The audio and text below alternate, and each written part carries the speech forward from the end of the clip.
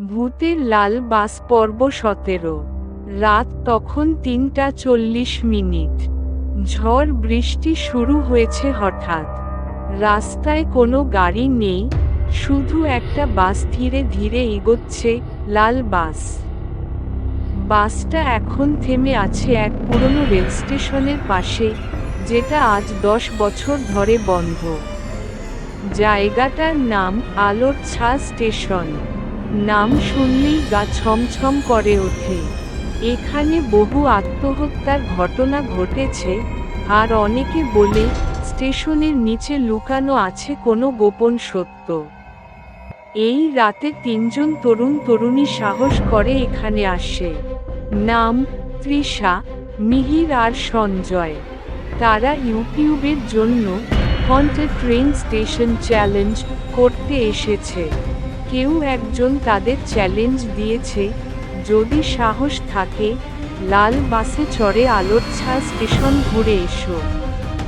তারা এসে দেখে সত্যিই সেই লাল বাস দাঁড়িয়ে আছে রেল স্টেশনের পাশে, অন্ধকারে আলো জ্বলছে, যেন বাসটা তাদেরই জন্য অপেক্ষা করছে। তারা হাসতে হাসতে বাসে উঠে পড়ে। প্রথমে কিছুই হয় না, বাসটা ধীরে ধীরে চলতে শুরু করে। তারা ক্যামেরা অন করে মজা করতে থাকে, রেকর্ড করে ভয় পেয়ে যাওয়ার অভিনয়। কিন্তু ৫ মিনিট পর বাসের ভেতরের বাতি হঠাৎ জ্বলে নিভে যায়। ঘড়িতে তখন ঠিক ৩টা ৪৪। হঠাৎ বাসের একপাশে দেখা গেল একটা অদ্ভুত দরজা, যেটা আগে ছিল না। একদম বাসের ভিতরেই, চালকের আসনের পেছনে লুকানো ছিল সে দরজাটা। ধাতব দরজা, তাতে লাল রঙে লেখা, এখানে প্রবেশ মানেই ফিরে না আসা। তৃষা হেসে বলে, ফেক। কারা বানিয়েছে এসব? মিহির বলে, চলো দেখি কি আছে ভিতরে। তারা দরজাটা খুলে ভিতরে পা রাখল। ভিতরে ছিল একটা সরু গলি, দেয়ালে লাল রঙে লেখা হাজারো নাম, কিছু ইংরেজিতে, কিছু বাংলায়। মাটিতে ছড়িয়ে ছিটিয়ে পচা খেলনা, রক্তমাখা জামা, আর নীলচে আলোয় ভেসে থাকা ছায়ারা আস্তে আস্তে নড়ছে। গলির শেষ মাথায় ছিল একটা সিঁড়ি, যা নিচে নামছে, অন্ধকারে, গভীরে। তারা ৩জন নিচে নেমে গেল। নিচে নামতেই চারপাশে ভেসে উঠল বিকৃত মানুষের মুখ। চোখ গলে গেছে, চামড়া নেই, কণ্ঠস্বর ভাঙা ভাঙা। আমরা একসময় যাত্রী ছিলাম, এখন আমরা বন্দী। তৃষা হঠাৎ দেখতে পেল তার হাত রক্তমাখা হয়ে গেছে, কিন্তু সে কোথাও কেটেওনি।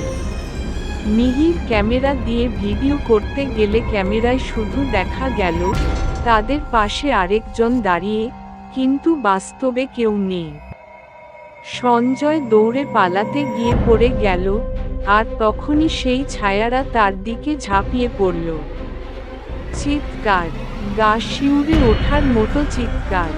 তৃষা আর মিহির পেছনে তাকিয়ে দেখে সঞ্জয় নেই, শুধু তার জুতোটা পরে আছে, আর চারদিকে নীরবতা। তারা যখন বাসে ফেরত আসতে চাইল, দেখতে পেল দরজাটা বন্ধ।